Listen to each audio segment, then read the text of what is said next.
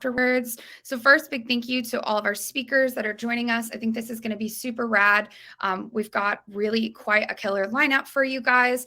For those of you, my speakers, we've got like hundreds and hundreds of registrations. So I'm super excited. I know folks are super excited to have you here as well.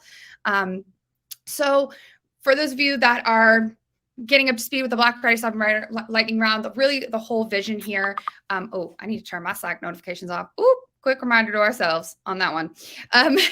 The whole vision with this webinar was that, you know, lots of folks are doing various different digital events around Black Friday, Cyber Monday. And I wanted to keep it really tactical, really crispy, so that every moment that you're here with us, you are able to take away some sort of actionable insight, something that you can really go and start kicking on as soon as you leave the webinar. And so I think we have an incredible lineup here for you. We've got CHERENE, who is, well, I'll go in order of the screens. We've got Taylor from Kinship, who's going to be speaking on all things influencer partnerships and influencer strategy for Black Friday. We've got Sarah, who's an incredible creative strategist, going to be talking a little bit about consumer psychology and all kinds of good stuff there. We've got Kat, who's our email and SMS expert, founder of Email Science.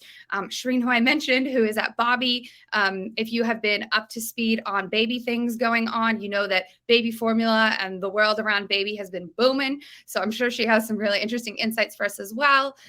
GINA, who is an absolute killer, has founded lots of different businesses, both lunar, solar, and if you're familiar with Retextion, you'll say it better than me. She's here as well to talk a little bit about subscription and retention. Lindsay Shearer, who is amazing, a new friend of mine, a Pinterest expert, so she's going to be jamming on that. Nate, who is currently leading growth marketing at Original Grain Watches. If you're familiar with those, they're just incredible, beautiful watches, really awesome business. And then is it Madeleine or Madeleine? You'll have to correct me, but from Whym, which is a new kind of emerging tech zero-party data piece that I think will be really interesting to share with you guys. But without further ado, this is not about me. This is about them dropping heat. So I am going to also bear with me. This is like my first time using Livestorm for real. So it might not be perfect, but I think what I'm going to do is for those of you that aren't speaking, you guys can do like camera off, go chill. And then for CHERENE, once we kick you off, we'll make you big on the screen. Sound good? All right, sweet. We ready to go? We ready for action? All right, let's do it. All right, without further ado, CHERENE, hit us. Amazing, you guys. I am so excited to share with you nailing your acquisition and retention offer. Thank you so much, Triple Whale and Alexa, for having me on. I have a lot of learnings from turning off all growth channels. So hoping that this can take us beyond BFCM and into your growth strategy for the rest of the year. So I'm currently the head of growth at Bobbie, an infant formula brand, and formerly the director of growth strategy at Common Thread Collective, a growth agency. But let's talk about this last year. For the past 7 months, my job has been to stop growing my company. Here's my career timeline. I have over 10 years of growing hundreds of e-com businesses. And as of March 2022, my job has been literally doing the opposite of everything I've learned in my career. And I've learned a lot from doing that. If you have seen the news at all in the last several months, you have heard of the infant formula shortage. The infant formula industry is really interesting, and it's probably different than a lot of your businesses. We don't have major sale moments. It's not an impulse purchase. You really have to be in market and have a baby who needs infant formula to be an infant formula consumer. But nonetheless, there's learnings that can be applied to all of your businesses here. But back in February, you know, our industry is a duopoly. It's a very high barrier to entry. You can't just import an infant formula overnight and spin up a business. There's a lot of regulations, and there's two companies at the top of the game. Similac and Enfamil own 85% of the US dollar share, and Similac had a recall. Overnight, 40% of the supply was wiped off of the shelves, creating insane demand for our business to the point that we had to actually go through all of our growth levers and start peeling them back one at a time to stop demand. So on the left side of this chart was all that we listed. We took inventory of all the things that we thought were driving growth. This is a good fuel for the attribution discussion too. So we had all of our growth levers, and then we had stages. Let's turn off paid acquisition. We stopped paid social. We stopped TV. We brought paid search down to the minimum. Then we stopped any kind of like brand partnerships, any kind of brand acquisitions, influencers. We peeled back our offers. We took away discounts. We paused browse abandonment, cart abandonment. We took away our trial offer, all the way to the point where we had like only the legally required emails were on, and we had to enable a wait list, and we stopped customer acquisition altogether. So we had no new customers coming in, only existing customers. And as a result of this, we, our data game is pretty strong. So we were able to see the infant formula shortage coming months in advance, and we're able to be proactive so that we could reserve supply for our existing subscribers. And thus we were one of the only brands in the industry who remained in stock during the infant formula shortage for our subscribers. So I want to do a little bit of a pop quiz for you all. Drop in the chat, what was our best acquisition lever? Which one of our growth levers, when turned off, slowed growth the most for us? Drop a number, drop the word in. What do you think it is?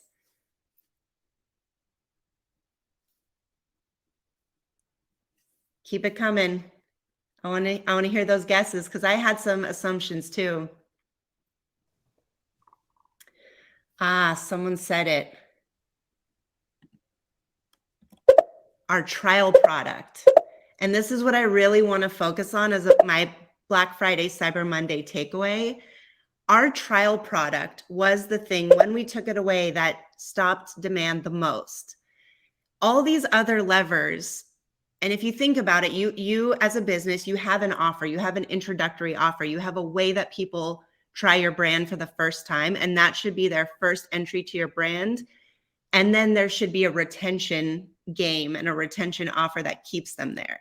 So think about infant formula. You can't just buy 10 cans of infant formula and hope your baby likes it. The way that people purchase infant formula is there's two decision makers. There's the parent and then there's the child. And if the parent likes the brand and the ingredients, great. The child has to also be able to stomach it. So for our brand, and you have to think about what is that intro offer for you and how do your consumers make that first purchase to your brand.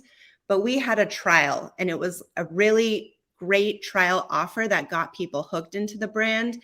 And we had a really strong understanding of how to get them to make that second and third and fourth purchase. And when you talk about retention is really, you can do so much with email and SMS, but a lot of it has to be built into your business model and your product strategy. So think about that.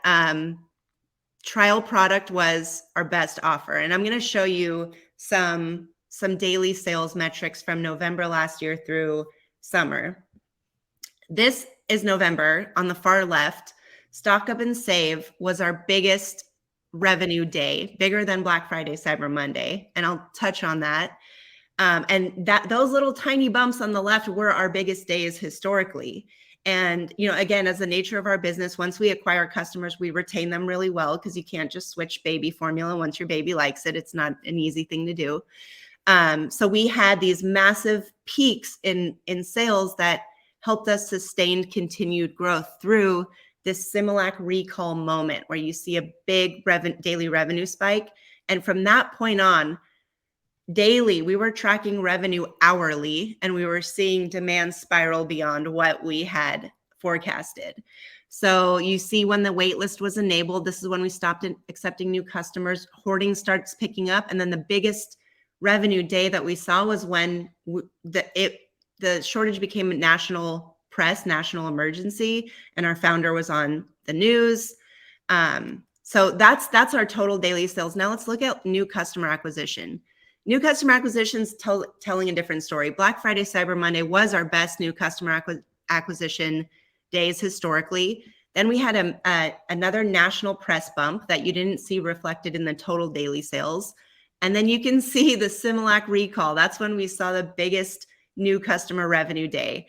And then we removed our trial product. And you can't really see the drop off here.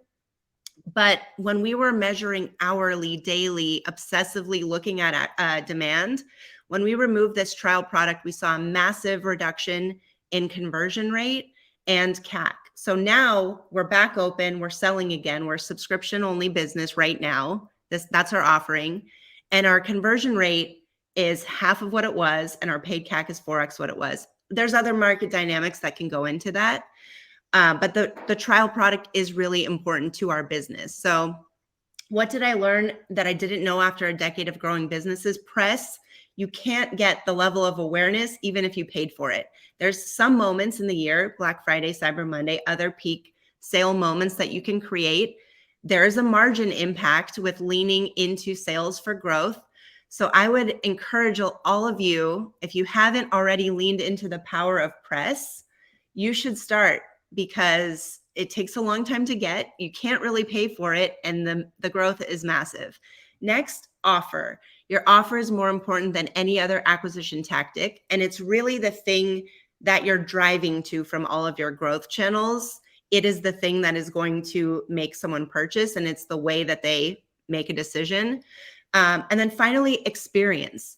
The times that we as a brand prioritized our existing customer experience over revenue resulted in more revenue for our business. So you hear Jeff Bezos and Steve Jobs saying, oh, be customer obsessed, and you should make every decision based on experience and work backwards from that. It's like, yeah, whatever, we're trying to grow a business. They're right, though. That really drives more revenue. And this directly ties into the specific offer strategy that we had last year for Black Friday, Cyber Monday that was so successful. So our retention offer, and again, this is just for our business, so you have to figure out what works for your consumers. We got into the mind of our consumers and we thought, what do our customers care about? They can't survive without their shipment of baby formula. This is a essential good for infants, and this is the only thing some infants can consume. So the most important thing to our consumers is that shipment shows up at their door, and holiday shipping delays don't interfere with their feeding their baby. So again, this is not an impulse purchase. This is not a gifting product, but we ran an offer to stock up and save to skip the holiday shipping delays, because that's what our consumer cared about. And that was our biggest revenue day to date. So what does your customer care about is number one in building an offer.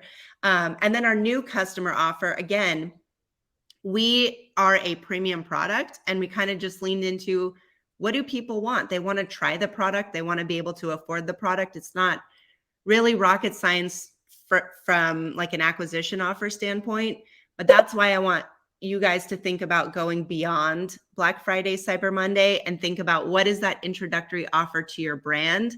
What's that first purchase that first product that people purchase? So what makes a perfect offer? There's really two core things that I believe make the right offer. It makes sense for your customer, and it makes sense financially. And that Venn diagram of qualities can drive a higher conversion rate and a lower CAC. Obviously, if you're using discounts, that factors into your contribution margin. So I'll have a little bonus content at the end for you. And then this makes the perfect acquisition and retention scenario, is when you add in your introductory offer funnels naturally into a repeat purchase. That drives the best metrics. So if you're going to have an offer for Black Friday, Cyber Monday, think about that next step. What's the next step? Don't wait until January to think about, how are we going to convert these people again? Think about what's the first thing that they're going to buy, and what's the second thing that they're going to buy, and how do they actually make a purchase in your category, and make it easy for them. So questions to consider: how is my customer making a purchasing decision? What's most important to them when making their first purchase? What is the natural next purchase? How do I make it easier than today? And what is the right pricing or promotion that increases conversion rate considerably, doesn't impact gross margin drastically, reduces your paid CAC, allowing you to scale direct response acquisition faster. And we're actively doing this today. You know, as a business, we see what happens to our metrics when we don't have a great acquisition offer and how it impacts everything across the board. So I have bonus content. I don't want to go over time. I have a calculator that helps you assess your contribution margin. It allows you to put in a discount amount, a dollar off amount, or a free gift with purchase amount. And it allows you to do a profitability analysis based on how much ad spend you're spending in the month and what your CAC should be, what your blended ROAS should be, to see if your offer is going to be profitable. So again, it's that doesn't make sense financially and doesn't make sense for my customer. If you DM me on Twitter, I'll send you a link to the spreadsheet. Thanks, everybody. Perfect. And then CHERENE, we just have one question for you in the questions tab, and we have a minute or so. We had some inquiries about what you mean by like free press versus press. You want to kind of dig into what you were chatting on there for us? Yes.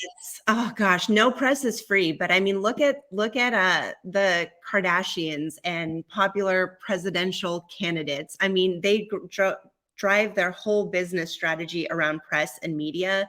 And it is an investment. It's a different type of investment. So you're not paying per acquisition or per click, or you're not reserving a monthly ad spend budget for this. You probably have to hire a really strong PR agency or hire someone in-house to run PR. So it's not cheap, but it is an investment in growth that takes time and pays strong dividends. And it becomes more important as your brand gets higher on the growth maturity timeline. You know, I don't want to say a revenue number, but like maybe like if you're over 20 million in revenue, over 50 million in revenue, and you're trying to take considerable market share from competitors, press becomes more important. Awesome. Okay, incredible. So y'all, I just put this in the chat for us, but if you have any questions, be sure to pop them in that questions tab for us. If our speakers do have time at the end of their little lightning round to cover them, we will. If not, we will get some follow-ups and we'll send you the answers via email follow-up. Next up, we have Mr. Nate joining us from Original Grain. Nate, you ready to rock and roll? I would love to. All right, I'm going to pop out. You pop in. Let's do it. First of all, CHERENE, I screenshot your Venn diagram about how to create the best offers. That was awesome. I think it's a super simple way of visualizing, what we should and could be doing. And I think we overthink it a lot. So thank you for that. But all right, I don't have a ton to share. I've got a few slides that I'm going to run through. So please start dropping your questions in while I figure out how to screen share. You see it in the bottom, at the bottom. Here we go. Does this look good to everyone? Cool. So Original Grain is a men's fashion brand. We primarily sell watches made from unique and reclaimed materials like whiskey barrels, Taylor guitar tone wood, and military ammo crates. And everyone here watching, if you want to grab one this holiday season, you can get 30% off. Use code Triple Whale at checkout. But that's not why I'm here. I'm here to talk about our pricing strategy in Q4. Historically, we are a brand that has run a lot of discounts. We've been doing it for 8 years. Our customers expect it. It's been our main way to acquire customers. But what we found is that we are acquiring customers who often don't purchase again. And we're giving up a lot of margin on the front side by offering, 30% off. Historically, most of our ads have looked like this. Being a fashion brand, we have to show our products up close and high res, just to make sure people know what to expect when they open their package. We try to sprinkle in a little bit of lifestyle. So for Father's Day, we wanted to convey that, if your dad is a flannel shirt, trucker hat wearing kind of dad, then this is the perfect watch for him. And we put that discount nice and big on top. But as I'm sure a lot of you have experienced, discounting can be a slippery slope. And once you start doing 30%, customers expect 40, and then they expect a BOGO deal. And it's kind of just like chasing your tail, and you're getting less profitable the entire time you're doing it. So in Q3 of this year, we tried really hard to lean as far away from discounting as possible. And it went well, but there were definitely some tough times. We had to stomach some pretty high MER days, and not hitting a couple top line revenue goals that we had. But we eventually found a couple offers that we're confident in rolling into Q4. Now, we're not completely abandoning discounts. We're going to be running 20% off site-wide on our site and on paid media. This is mainly because everybody's going to be doing it. I think this quarter, more than ever in my young career, shoppers are going to be looking for deals. In this economy, a lot of Americans are struggling. And when they're evaluating who they're going to be buying gifts for or who they're going to be buying gifts from, they're definitely wanting to stretch their dollars as far as it can go. So we're kind of hedging our bets here. We're not completely abandoning the acquisition strategy that has worked so well for us historically.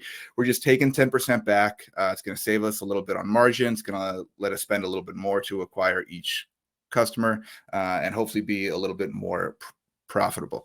But in Q3, we also tested offers to our new bundles. In addition to watches, we sell rings and pendants made from the same unique reclaimed materials that our watches are made from. And the early signs are, if we can get someone to buy a bundle up front, they're more likely to buy again. They're going to have a much higher LTV over that customer's lifespan. And it's has still allowed us to convey a really great offer. The rings are very high quality. They're tungsten and wood. Our MSRP is $200, but we're now telling people, hey, buy a watch and get a ring for just $50. Margin wise, that's much better for us than running a 20 or 30% off sale. We're getting two products out in the market. And again, that customer is proving to be more valuable in the first 90 days for sure.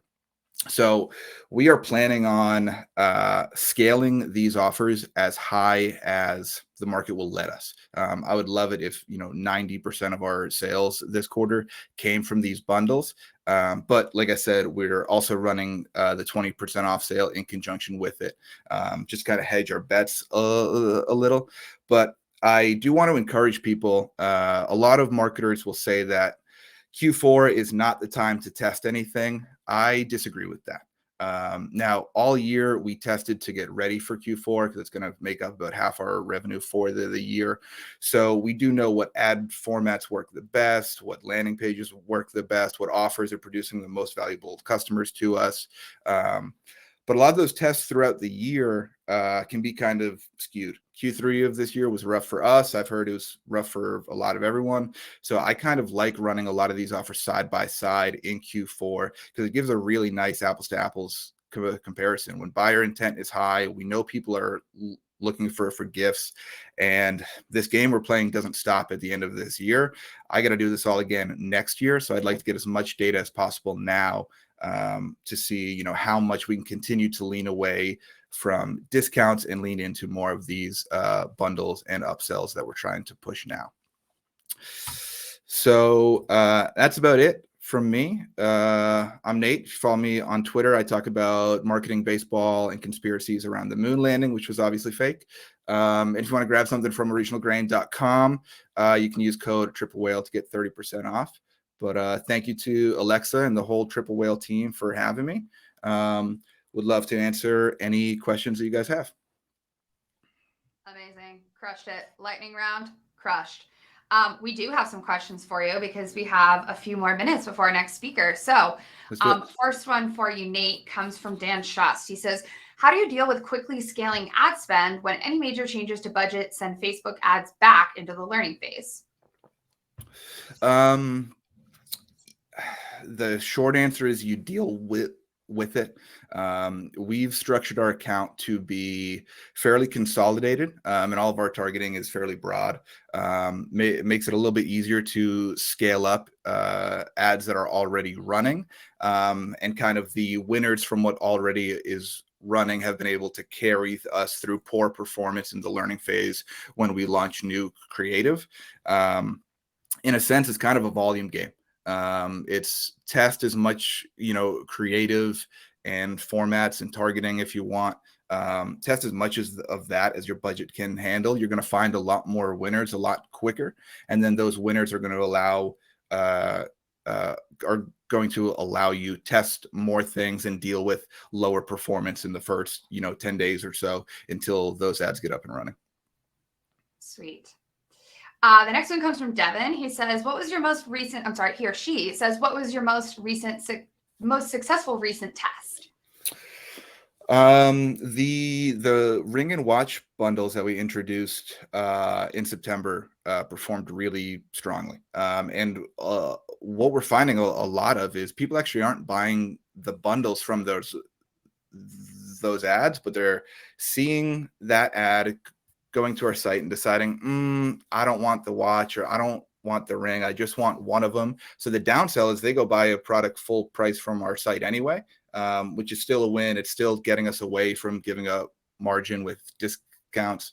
So that was a really big one for us. We have a lot of plans to develop new products and enter into new products categories. So I'm really excited to see that people will buy from us without a discount if they feel like they're getting a better deal because they're getting multiple products. Awesome. And then we've got another one. Josh says, we also struggle with LTV. We have a product that people buy once and tend not to rebuy again. Any advice to help increase LTV, such as email strategy to promote other products or purchaser retargeting strategy on paid media? Yeah, it's a grind. Us being a men's fashion brand, our AOV is about 300. It's an uphill battle. Men don't buy stuff for themselves, so there's that. So we are often selling to their, partners or wives or girlfriends for Father's Day or Christmas or Valentine's Day. And then we end up with a lot of the women on our list. Now we're sending the women a bunch of emails for men's watches when they already bought their guy one. So it's a grind for sure. We're doing a couple things right now that have helped. We put inserts in our watch packaging to incentivize the gift receiver to opt in to our list, because we end up with so many of the gift buyers, but never actually talk to the end user of it. So that's been a huge help. And the other thing I would suggest is diversify your products as much as possible. I can sell you a whiskey barrel watch once, but after that, historically, we haven't had a ton to sell you again. Now we have rings and necklaces and even more stuff coming out next year. And as far as email strategy goes, send a bunch of emails. That's pretty much my only advice there. Sweet. Okay, and then one more with a couple minutes left. Matt asked in the chat, Nate, which channel are you guys spending your majority of ad spend on, parentheses, if you are on multiple? Facebook is still commanding the majority of our budget by quite a wide margin. It's about half as good as it used to be. It's still twice as good as the next best platform. We've tried TikTok. It hasn't worked for us. We've done a little bit on Pinterest. It's done okay. We're spending on Google and YouTube, but Facebook's going to carry a very large percentage of our advertising budget. Awesome. Okay, great. Thank you so much, Nate. It was awesome having you here. This is killer. You crushed the lightning round. And I'm going to pop Nate's Twitter handle in the chat for you if you'd like to follow up with him. And next we are off to Ms. Kat Garcia. Kat is the founder of Email Science. She's going to be joining us and talking about, I'm still working on figuring out how to minimize and maximize people, but talking about how to drive more revenue from email and SMS before, during, and after Black Friday, Cyber Monday. So with that, take it off. All right. So, hi everyone. Alexa, Triple Whale team, thanks for having me. My name is Kat Garcia.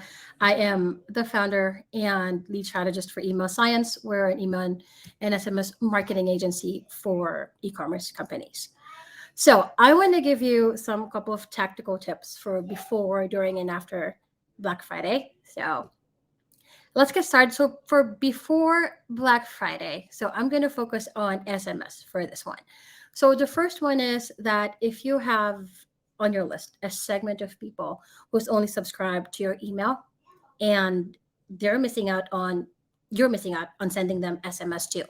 So what you can do is that you send out some campaigns encouraging them to join your SMS list. If you look at my my example here by Brew Bike, right, they're saying the same thing. If you want to join our SMS list and you're going to get early access, and they make it very clear on how to do it. So for them, it's like, text BFCM and this number and you're done and you're in. So that's an easy way to make the most out of the existing list. I know we get really focused on acquiring as many people, but we do want to put together, we do want to put our focus too on our existing list. So that's cool. And then the other one is the contact card. If you've been using PostScript or Attentive in the past 2 years, then you already have this. But if you're using Klaviyo, as in the case for me and my clients, right? I think Klaviyo rolled out the contact card about two months ago, right? So if you haven't done so, this is a good chance, sending out an early access or SMS VIP perk text message with your contact card. It's a perfect excuse to do it, right? Hey, by the way, you're on our VIP list, right? You get early access to all this good stuff. Here's our contact card, right? Put us in there so you don't miss out when we do send out the link to this promo, right? That's a good excuse. And as a bonus, as you can see here with Magic Spoon and Doc Martens, right? When they do save your contact card, you pop up because your logo stands out, your name stands out there, as opposed to Doc Martens right there, where there's like this weird anonymous person and it's like an odd number that you don't recognize. So that's a big bonus for you. So that's for before Black Friday. Now for during Black Friday, this is a low ball for a lot of you, but easy to miss. I know we're doing a lot of things right now. Black Friday, it's busy and there's like a lot of complex stuff that's going on. But coupon codes is one of those things. I speak from experience that you don't want to send out an email to 1,000, 10,000, 1,000,000 people telling them to buy, and then the coupon code doesn't work. At best, they're going to email you, hey, it doesn't work. And you kind of just like do things in the back end and you make that work at best. At worst, people don't have the patience for it and you lose your sale, right? So that's something. And then going back to SMS, and MMS, there's a general consensus, and it just really does depend on your specific brand's data. They're saying that there's not much difference in the conversion of SMS and MMS messages. Let me know if that's true for you. Now, if MMS works for your brand, by all means, keep on doing that. But if you do know that it's kind of the same, right? I do recommend limiting MMS, especially if you have a limited budget or you're kind of like watching the number of credits and billing for MMS. I believe the pricing right now to send an MMS is 3 times more expensive than sending an SMS message, right? So if you limit MMSs and you kind of put your attention to SMS, that means you have more wiggle room, you have more credits left, so you can send to more people more often during Black Friday. So that's one thing that you can do, right? And then if you do focus on SMS, right, watch out for the emojis. So emojis, technically it's SMS, but if you notice on my sample here on the left, I only put alphanumeric, like hello, right? So I have about 160 characters to work with. But as soon as I use an emoji, I put a heart emoji there, suddenly I have 70. So if you do go that route, watch for the number of characters in your copy, because once you exceed 70, then it's going to be counted as a separate message. So you send out a long text message, you end up kind of sending multiple messages. It defeats the purpose of moving away just a little bit from MMS. There's nothing wrong with it. So that's one. And then a final thing is accelerate abandonment flows. So one of those things, like, for example, especially cart abandonment, checkout abandonment, and browse abandonment, right? Usually, depending on your brand, it's different for every brand, right? Your sequences. Somebody abandons checkout. Sometimes it triggers for after 2 hours for you, for some after 3 hours. During Black Friday, you do want to accelerate that. Bump it up 30 minutes after they leave your checkout, after they leave your cart. Have them reel them back in within 30 minutes. The longer they are away from your website, the more they're spending money somewhere else. So that's another one that I want to share with you, something that has worked for me in the past couple of years. It's something that you can easily do. I know you're doing a lot of things. These are relatively easy things to do. Accelerate your abandonment flows. Check out those time delays. Just change them. Just make sure you change them back after Black Friday. Cool. So so these are for during Black Friday. Now, after Black Friday, bit of a refresher for everybody. When all the dust has settled, right, it's time to think about what to do with all the people that you've acquired, right, with all the customers you've acquired. I am with Nate on this one in terms of like the discounts. By the way, if you just don't give out too many discounts, 20, 30, 40%, it's a race to the bottom. Right. So what you do instead, once you have all these people on your list, they've bought from you, add them to your thank you flows. If you have a CPG, a consumable product, if you have a loyalty program, now is the time to introduce that. Subscriptions, obviously, you put that in there. Durable goods, leather bags, for example, it's going to last for like 50, 100 years, right? What's that one bag that says it's going to last, like they're going to fight over it when you're dead type of thing. Your retention at this time is all about UGC and referrals, and of course for both reviews, right? And then at this point, everybody's tired. You're tired. Your customers' wallets are tired. Their credit cards are dead because they've used it all up. Your job at this point is to entertain them and educate them for the next few months, right? Just make it such a lovely experience overall, at least for email and SMS. You can't control everything, right? But email and SMS, for the most part, you can control. Make it super like a lovely experience so that when their credit cards have recovered, you're one of the first people they go to. Cool. So yeah, so if I know there's a lot, but you got this. You can do it, and I hope this was helpful for you. And happy emailing and texting. Happy to answer any questions you may have. Amazing. Okay, so we do have one question for you, Kat, and we have a couple of minutes. So, Devin, I'm sorry, Mark, we have two. Mark asked, is SMS success more US based, or have you experienced success in the EU too?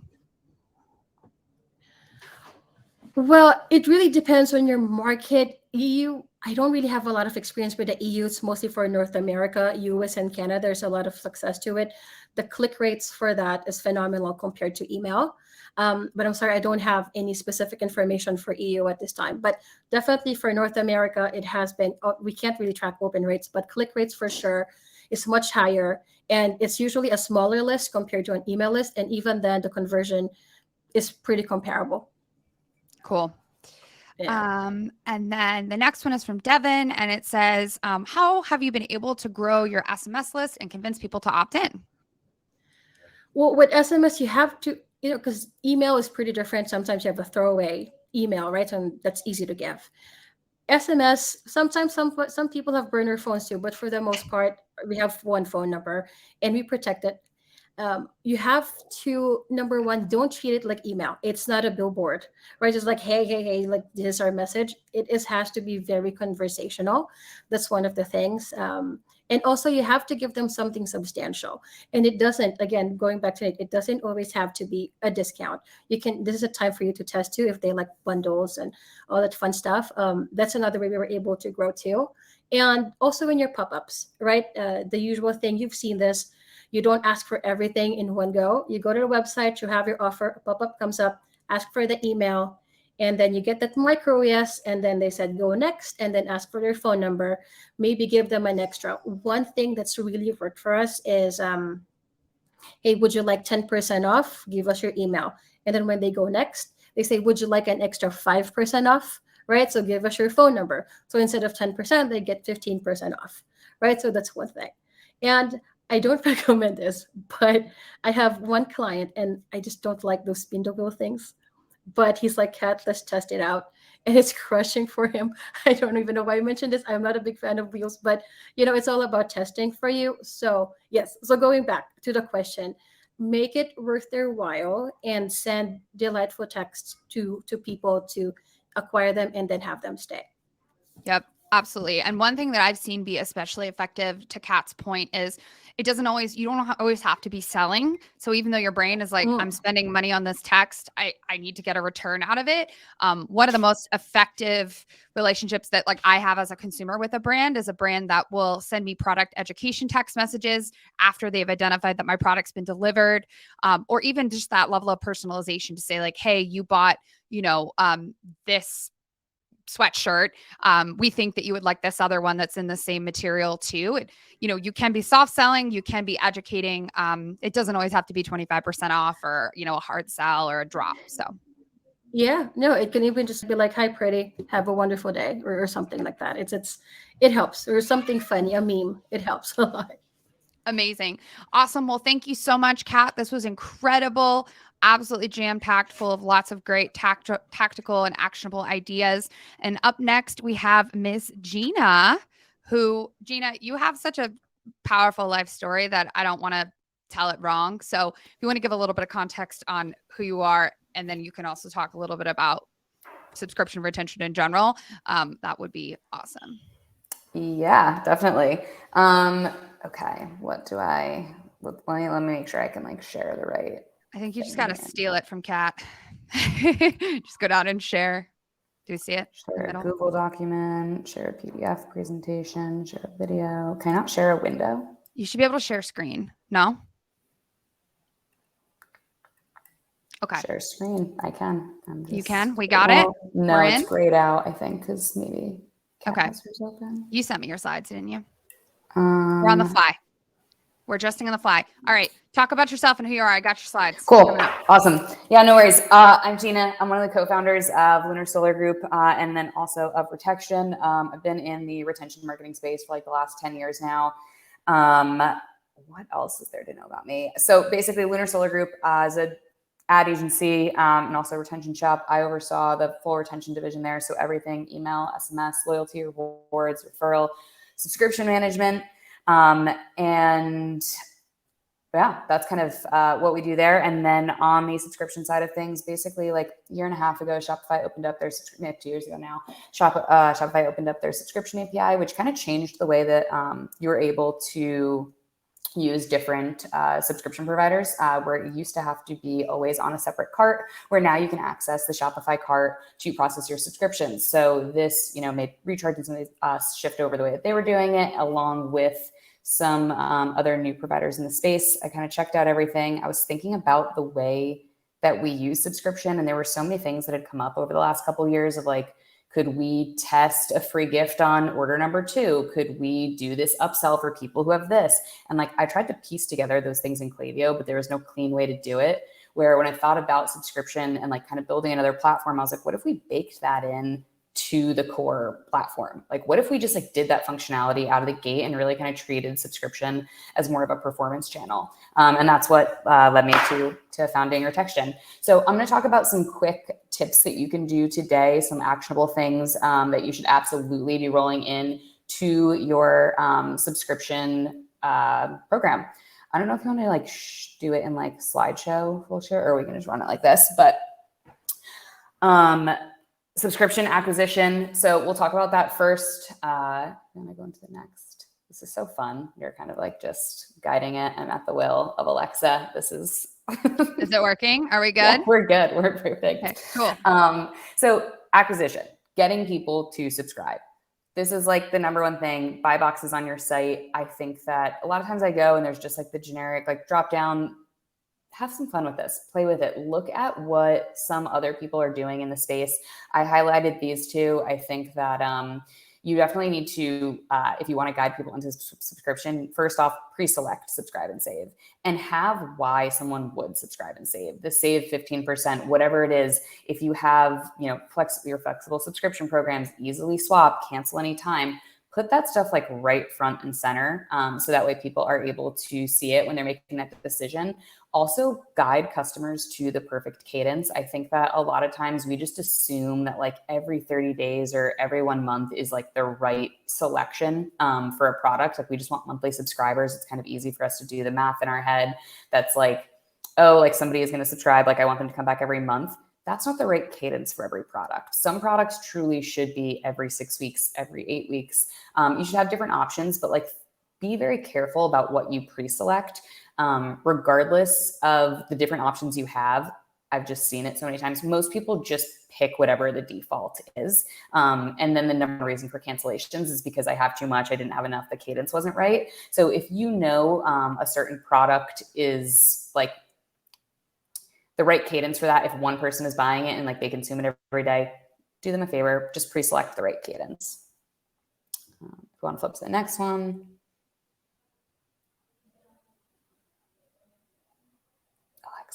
Thank you. It's on a lag. I'm sorry. I'm doing it. It's just on a lag. Bear with me. You're so good.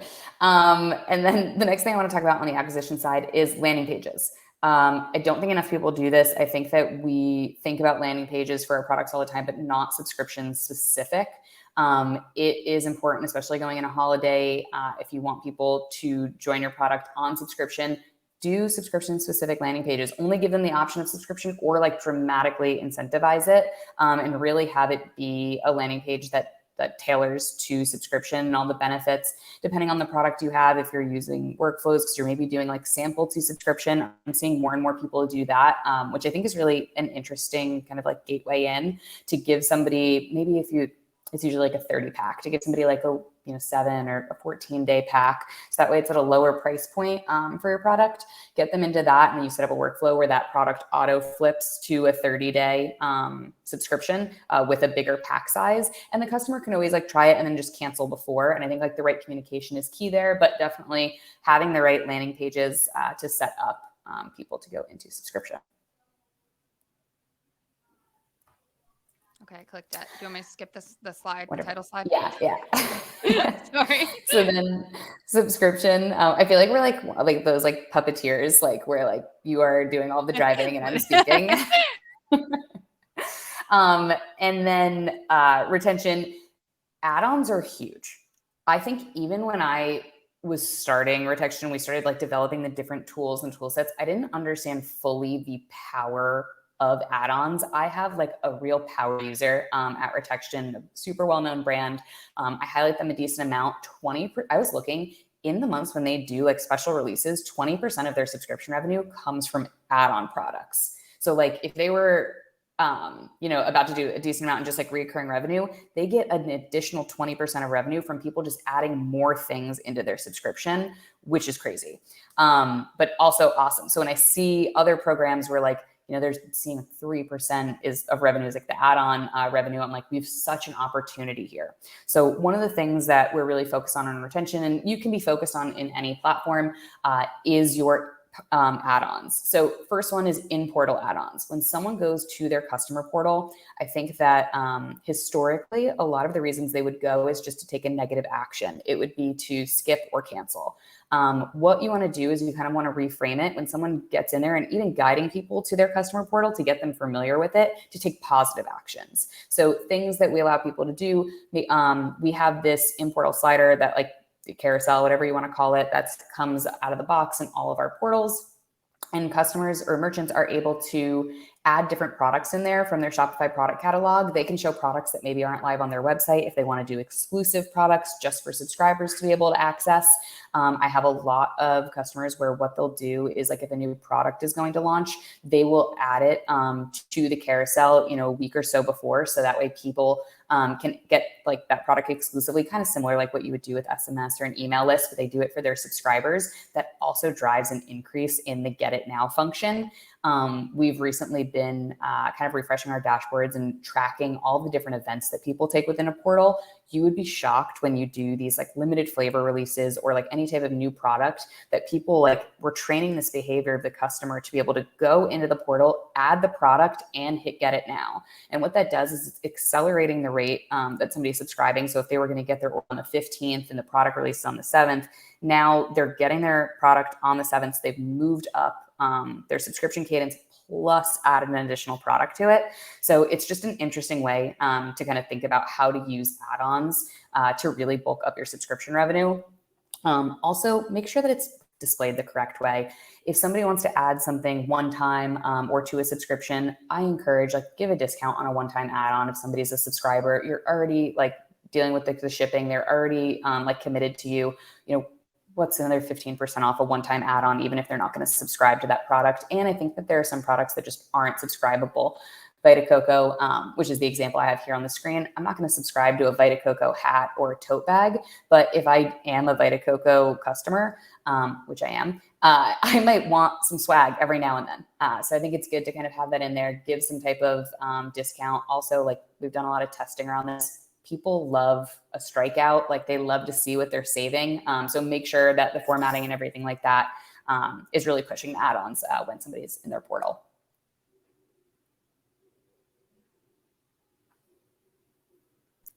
Did it go? There we go. Yes. Next big thing is quick actions. I think that quick actions are slept on all of the time. We have this available in Retextion. I know that a lot of the other subscription providers have something similar. Use this. Use this in Klaviyo. Use quick actions. People use them. I think that the add product quick action is great. Put it in your campaigns. Put it in your flows. If somebody, and like do dynamic filters on it, like what do they call them in Klaviyo? I think they call them conditional blocks. Within emails, you'll see like when you're going in the builder, there'll be like that little question mark up at the top, and you can set the rules for what a block is. And you can say like, you know, show if active subscriber or something like that. So you're going to want to do that and then put in some type of upsell for a product. You can use these links. It makes it really easy for a customer from the email. They can basically tap it. It'll bring them into their portal. They'll verify it's them. They'll like do the verification code. And just like that, like within like 2 clicks, 3 clicks max, they've added this product to their upcoming order. You can do different quick actions. We'll talk about like reactivate later and stuff like that. But I think that quick actions in the Klaviyo emails, if you are not doing this, please, please, please do this, especially around Black Friday. If you want to do some type of like add product with a discount exclusive for subscribers, that's a great way to treat your subscribers. So then something that is exclusive to Retextion for our Retextion customers, we have something that we call the experience engine. And what this allows you to do is build promos for your subscribers. So a really simple like way of using it, you can say like, let's do a free gift on order number 3.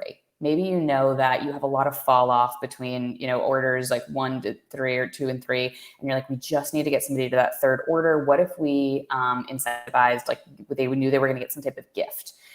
You can set that up. So basically you can pick the product that you want to gift and you can say like, send this to all customers once, do it for people who have like this product in their cart for this date range, like whatever. You can even A/B test it. So we have some customers who are A/B testing if a free gift actually impacts the amount of people who make it to the 3rd order.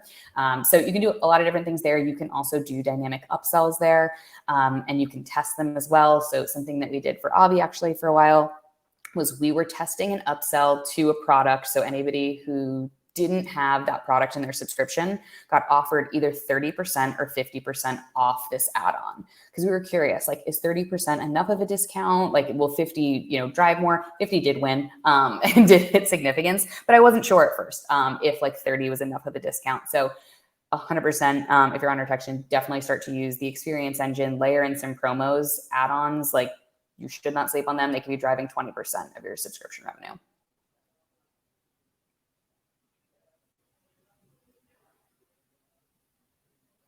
Awesome.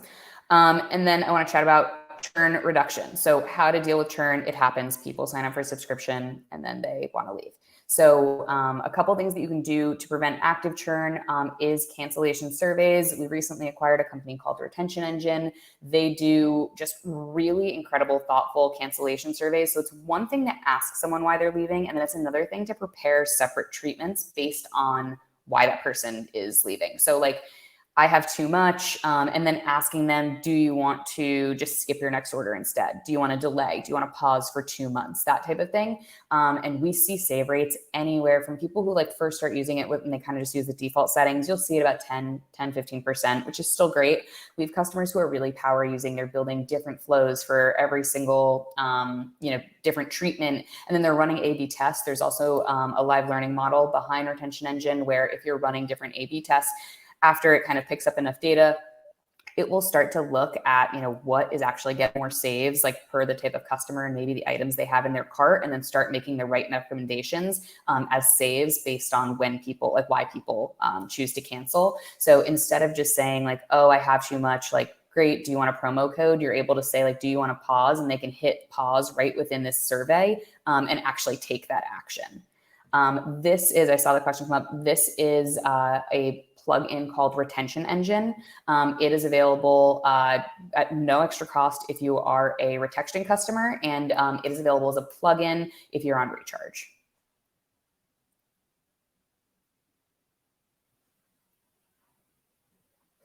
Okay, dunning settings. This is another thing I think people just don't, they just turn on subscription and they don't think to like look at this setting. Please go look at your dunning settings. This can make a world of difference in your failed billings. So everyone has failed billings. It happens. Somebody doesn't have enough funds for some reason. It gets flagged as spam, whatever. Really important to check these. If you have it, like sometimes I'll go into an account and they're like, oh, we've got crazy failed billing, and it's like set to like recharge every 1 day for 3 days. And I'm like, if you charge somebody and they don't have the right funds in their account, odds are they're not going to have the right funds in their account in just 3 days. And that's like the max amount of times you're going to retry it. So I would say, like, here I'd picked a screenshot. I probably should have upped this. Every 3 days or every 6 days, I think is good. Every 1 day is too much, and then you're just going to get flagged as spam. So go with dunning settings like every 3 days, every 6 days, 6 days instead of 7 days. 7 days is always going to hit at the same time. If you have customers that have it hooked up to a checking account that maybe they get paid, every 2 weeks in the same cycle, you're going to want to like kind of disrupt that cycle. You don't want to always try billing on the same day, if that makes sense. So 3 days, 6 days, that type of thing. And then max number of retries, I would say anything from like 3 to 10 is great on that. And then also with the subscription provider you should be able to say like, hey, if max number of retries, do I want to cancel this subscription? Most people are probably thinking like, no, I would never want to cancel a subscription. But if you have a high amount of retries on, so like if we've tried somebody's card, every 3 to 6 days for 10 times, maybe we want to start like sunsetting that customer's subscription, because clearly it's not going through, and it's really going to skew your active subscriber numbers. If like this, it takes a while to catch up with you, but imagine if you were running a program for, 7 years, and all of a sudden you look back and you realize that like 10% of your active subscribers are just these people that are like stuck in dunning flows that they haven't actually been charged in 3 years, but we've never like, manually canceled their subscriptions. So it's important to look at. Another app I want to shout out, Churn Buster. They do a really great job for more advanced dunning flows. I think like for larger companies really at scale, it can make a huge difference what your dunning settings are set up on. So please check those. And then again, larger brands, you should absolutely check out Churn Buster.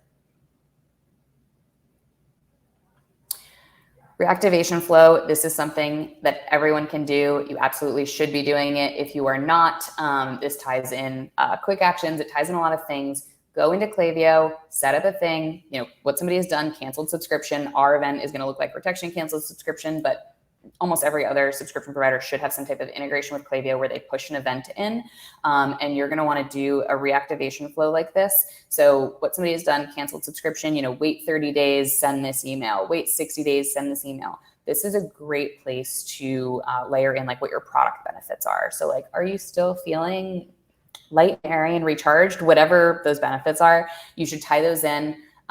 Put that type of stuff in the email, ask if they have any questions, and then offer them a reactivation link. So you can use the quick actions there so that they can easily reactivate their subscriptions. And this is a great way to get subscribers back in. Sweet. Amazing. Gina, you jam-packed that in. You worked with our tech issues. You're a baller. Thank you so much. As much as I would love to take more questions, we are already running a bit behind. So I'm going ahead and pop over to Lindsay. But I put Gina's Twitter handle in the chat. I also put a link to Retextion. Definitely check all of that out. And without further ado, Miss Lindsay, off to you. Hey guys, super excited to be here. Can't wait to chat some more about Pinterest ads. So I know a lot of e-commerce brands and D2C brands are thinking about everyone's trying to open new marketing channels. So I'm excited to chat with you guys about Pinterest ads. So I've been doing Pinterest ads now for the last like 8 years. As soon as they open their platform, and my background is more like SEO. So we were mixing in and kind of creating new strategies around just general organic buying behavior and matching those up with Pinterest. And we just realized that Pinterest is like an amazing, phenomenal search engine. And there's a lot of really good, high quality traffic there. So, but I've worked with pretty much every type of brand you can think of on every different kind of scale for D2C and SEO. So definitely you guys are feeling the fundamental shift. Everybody's aware that privacy changes, iOS updates are affecting the entire ecosystem.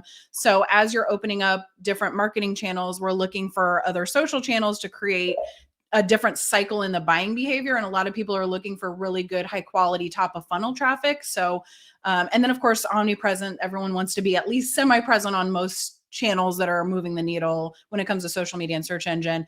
And then also adding in the community emphasis. So you guys, everybody's dealing with the same privacy stuff. Everyone's dealing with tracking, which is why we have Triple Whale, yay. And really just trying to find those solutions. So want to give you guys a little bit of info so you can feel like good about opening Pinterest as a new marketing channel for you. So 86% of people that are on there are planning purchases. So they're very intentional. 51% of the users are on there at least once a week. There are over now for closer to like 600 million users. 63% of users have an average over $100,000 household income. So they're planning purchases. They're very intentional about their purchases. And 91% of users have purchased on Pinterest. So I think a lot of people think that Pinterest was kind of for wedding planning and you get these ideas and inspiration, but that actually creates a very good, powerful, unique buying behavior opportunity for you to open on the 10th, really essentially the 10th largest search engine in the world. And 40% of new users are men. So 18 months ago, I was not doing Pinterest ads for most men's brands. I was essentially kind of turning down clients that wanted to advertise for men because, as like we were saying earlier, men don't necessarily buy things for themselves. So now brands, we're framing things to where women are buying things for men. They're having products and purchases that are in the gifting niche, are focused on Father's Day, are focused on holidays. Search terms on Pinterest for like gifts for dad, gifts for mom, gifts for sons and daughters, gifts for grandparents, things like that are really high trending with a lot of search volume. So definitely consider if your brand is geared towards men, messaging towards women on Pinterest as well. And of course, everybody's experienced AdMan's account shut down, disapproved products, terrible or non-existent support. Thankfully, Pinterest has a much better opportunity and solution here. We've never lost an ad account on Pinterest, and I've been doing it forever. And essentially, you can get away with a lot more things like supplements and different things. You still can't make weight loss claims, but we still have some ways that we've been able to get around it. And we hardly ever struggle with disapproved products. Even if you can't run ads for things, you can definitely do organic for them. So even things like lingerie and CBD and all these types of things, you can definitely do on organic, and they have much better, faster support. I think essentially, of course, we have really high level reps, but everyone can get a rep on Pinterest, which is really nice. Some important things to consider, Facebook metrics versus Pinterest metrics. We are definitely seeing lower target CPAs initially that keep getting lower over time because it's search engine. So you have that search engine behavior where over time things become more relevant and they're considered more of an authority in the search engine. And then we're seeing lower CPMs between $1.50 and $5 compared to $6 and $12 on Facebook. Or more. Last week, we ran some new ads for some of our info products and they're like $25 CPMs. Don't even get me started on that. So I know you guys are looking for good quality traffic. Also, our average clients are getting a minimum 2 to 3x at scale. And during the holiday seasons, we're already seeing radical numbers. Like most of our clients are over 5 or 6x over the last 2-3 weeks. So it's getting kind of crazy and good. Also, higher AOV. Everyone's talking about retention, all of those kinds of things. Increasing your cart value for the holidays. Definitely, because people are planning purchases. They're very intentional. It's not disruptive marketing like you're seeing on Facebook where you're interrupting their flow. They're on there looking for solutions to their problems. So we are getting away with much higher AOVs, higher priced products. I've done everything from, I don't even know. Like, I think the highest priced product we ever did was like $36,000 or something ridiculous for like furniture and those kinds of things. So, and then you can also target in keywords and interests. I get asked a lot of times, who are Pinterest ads perfect for? So ideally, if you're already running ads on Facebook, you know your KPIs, you have an idea of what numbers you're trying to hit, especially for the holidays, and you've tested your funnels. I definitely wouldn't go to Pinterest as my first line of defense to test new funnels. You know your audience is probably going to be hanging out on Pinterest. You have a good product market fit there. Maybe you've run ads before and had issues with tracking, need a better solution. Hashtag triple whale. Or you need help. We have awesome custom reporting solutions. There's just a lot of different things you have to take into consider with the delayed buying behavior. Or if you're looking for a new marketing channel that's got scale potential, which we all are, I think. We've done e-com, info products, coaching, lead gen, and tons of organic marketing. So there's a lot of different potential there, all different kinds of brands, beauty brands, gifts, hair care, home decor, skincare, fashion, you name it. Essentially, we've done it. The only thing that I would say is a no-go probably for Pinterest is local business lead gen. But we are seeing crazy results. I've got a million slides with just like crazy ROAS numbers. So just so you know, there's a lot of opportunity. You can definitely scale Pinterest. We have clients that are spending $1 million, $1.5 million a day on Pinterest during the holiday season. So, and there's always room for growth potential because most everybody doesn't know what the best practices are because no one understands how to work with the buying behavior versus kind of like fighting against it. So Pinterest is very unique. It's a pre-search engine. So I did mergers and acquisitions for like 15 years along the way. And you have larger brands know this. This is why we're going back to even like more TV ads and Hulu ads and Netflix ads and stuff like that. The ability to influence shopping decisions pre-brand or in the buying cycle at a very early phase is extremely important. It's extremely valued. It's extremely undervalued. And most D2C brands are not thinking about that until you get to a more established position in your brand. And so if you're thinking about this process of pre-search engine. So think about it like this. If you're going to go and remodel your living room, before you go to Home Depot, before you go to Amazon to buy what you want to buy, you're going to start planning your purchase. You want to get inspiration. You want to see wall colors together. You want to see rugs, all these kinds of things. If people can see what they're looking for on Pinterest, they're going to buy it there.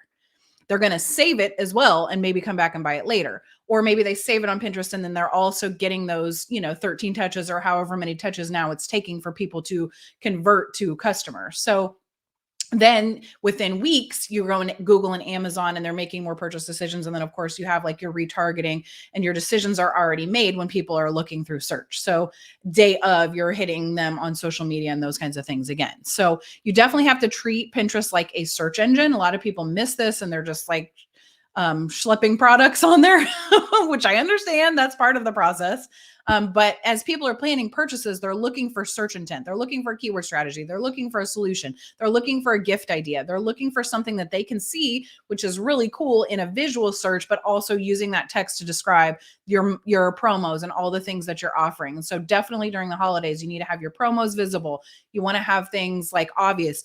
Pinterest is much like Twitter. You don't have a lot of text space, so you have to get most of that stuff onto your images, especially for the holiday season. Even things like shipping, Pinterest is very wacky about like shipping and stuff like that. So you have to have all of your shipping very obvious. We actually encourage our clients now to create an entire page on your website that's just straight shipping information, and an entire page that's just straight refund information, giving them last minute updates on when is your last day to ship before the holiday season is over, that kind of thing. And then you also have unique search engine buying behavior that presents a delayed attribution situation that you really need to think about as you're looking through tracking. I see a lot of people shutting off their ads way too early, especially during the holiday season and stuff, because people see an image, they save it, they come back to purchase. The average time on Pinterest for people to purchase is 20 days, 20. So if you're shutting off your ads before that, I see it all the time that people shut off the ads and then there's like a huge flood of new customers. So you've got to leave your ads on for longer. I know sometimes it can be hard to get over that hump with the new ad sets and things like that. And we obviously try and push as many as we can by testing different creatives, and click-through rate doesn't always necessarily correlate to conversions on Pinterest. So just keep that in mind as you're thinking of times to shut off your ad sets and things like that. Also, longer attribution windows. We at least start with a longer attribution window on our newer campaigns. That way we give enough time for people to actually come in and purchase, and you to actually get enough purchases in the search engine before you shut the campaigns off without giving them enough time to actually be seen and clicked on and those kinds of things. Also, you definitely want to make sure that you're discovering, that you're spending time doing your research, you're spending time doing your keyword research. You have to put keywords on everything for Pinterest for sure. Don't forget it. Don't leave them out. It's extremely important. You want to have good quality messages. You want to test a lot of messaging, a lot of images, those kinds of things. Make sure you figure out kind of what's high converting early in the season, and usually 99% of the time that stays correlated through the longer term of the season. And then of course you want to get things launched early, and you want to be scaling and targeting. So we essentially have created a foundation where you're looking at creative, you're making sure that you're optimizing, you're making sure you're tracking, which is harder on Pinterest than other channels, which is why we have Triple Whale again. And that you're looking at your targeting, and that you're ready to optimize, and you're highly aware of as much data as you possibly can get before the holiday season, so that you can capitalize and scale more easily during the actual holiday season, because everything warms up slower on Pinterest just due to the delayed buying behavior. Also, you want to be very clear about your intent-based targeting. Make sure that you're reaching the right people who want to buy your product by looking through those visual search and discovery tools. They have trends tools out there now where you can look at the trends that are 80% accurate from this year to last year. You have tons of custom audience demographics that you can look at. You can use lookalikes or act-alikes, they call them. And you can create and upload. There's a lot of different audience insight tools and things like that that you can research on Pinterest to actually see and find a better idea of where your audience is hanging out. And then you can also see really good keyword strategy, keyword options and things like that inside your ads manager. We're looking for keywords through the holiday season. So you have this combination of intention-based search where you're hitting all the social media interests and those kinds of things like you would be hitting on Facebook or TikTok. And then you also have keyword search that's similar to how you're thinking about planning your purchases and things like that on Google, where you're looking for keywords with higher volume and lower difficulty. And then of course the keywords, you want to do interest-based searches and keywords that are broader. So shorter tail keywords for those of us SEO folks.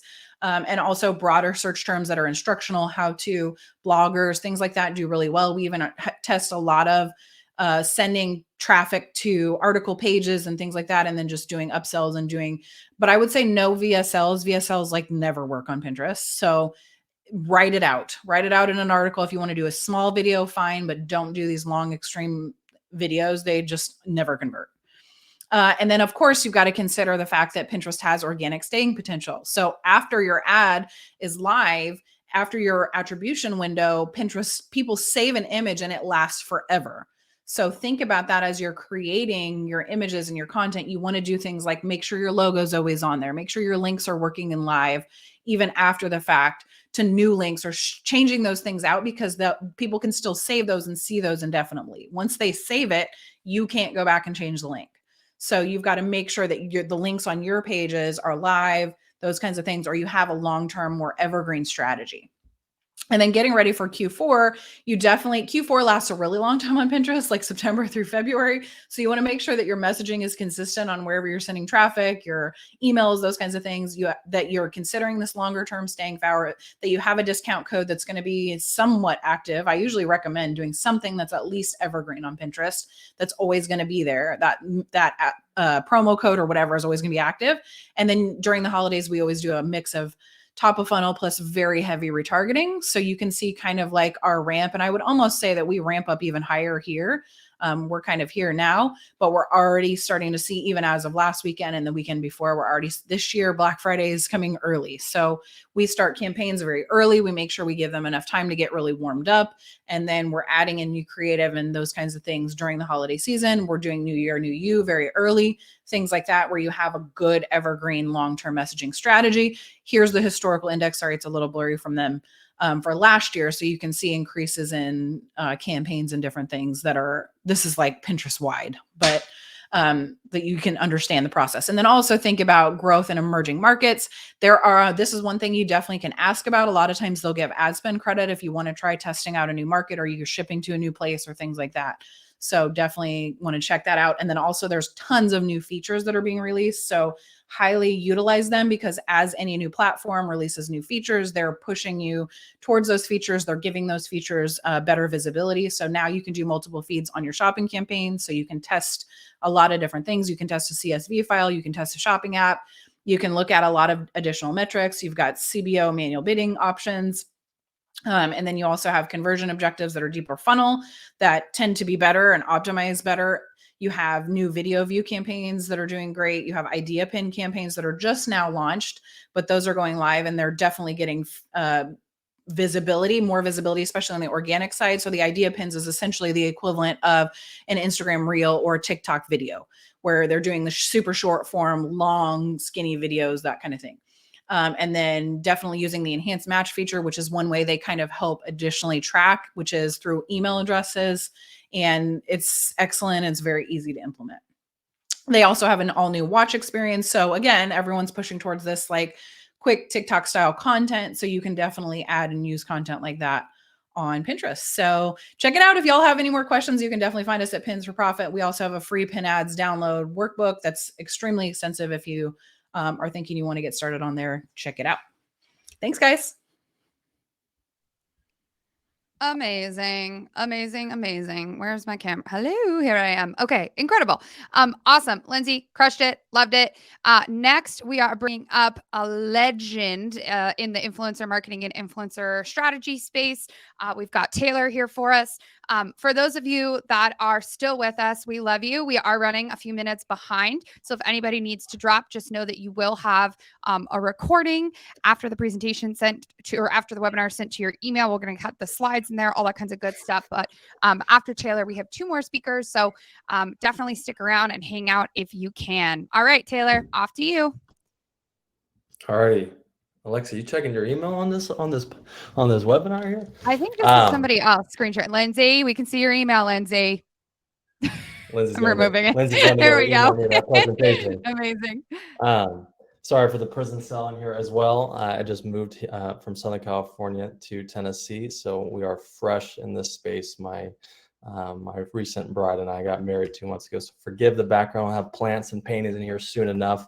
And Alexa, I will go quick. I know we are behind, so I will go as fast as possible. No worries. Take your time. I know you're going to drop some heat.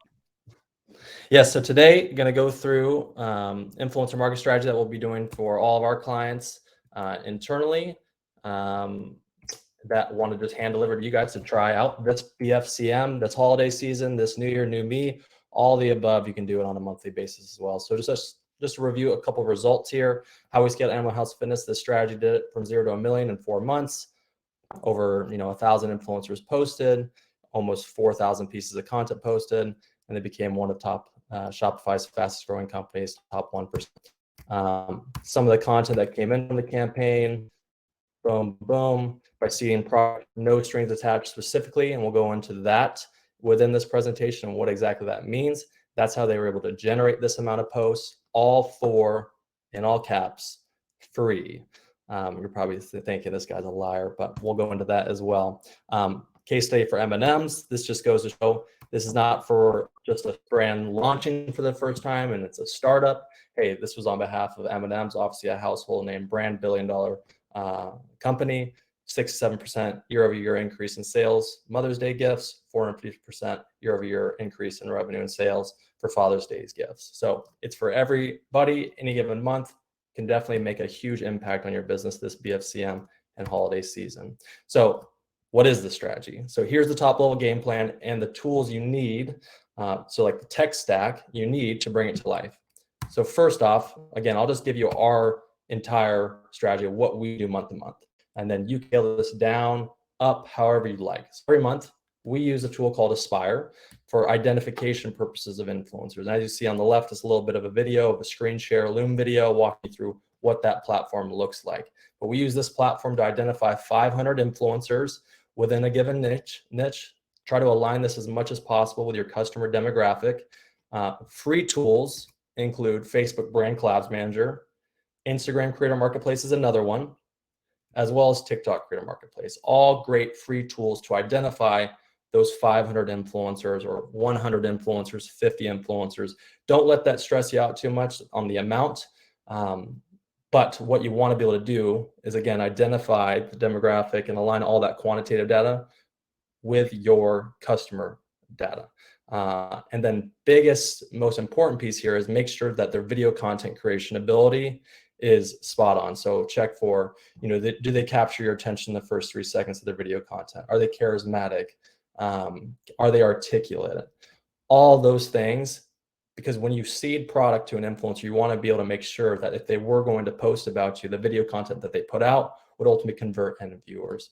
Video content creation ability is key here. So these are tools to use for identification. Aspire is the one that we use and pay for. Free tools, Facebook Brand Collabs Manager, Instagram Creator Marketplace, TikTok Creator Marketplace. Second step, this is if you're going to take away anything from this, take this away. So no strings attached. We're reaching out to all 500 of these influencers that we're identifying with a message saying, hey, Alexa, we think you're a great brand fit. We absolutely love the content you consistently put out. We think you love our product. We want to send it to you, no strings attached. And what we mean by that is we have no expectation of you to post whatsoever. Just send me your address and we'll get this right out to you. So you might be thinking, what in the world are you saying? Send out my product, no strings attached to, up to 100, 500 people, whatever it is. So 100 people on average out of the 500 end up opting in to receive the product. You want to start the relationship by giving and not asking for anything in return. Why? One, you're going to build a genuine relationship. 2, you're going to get authentic content from it.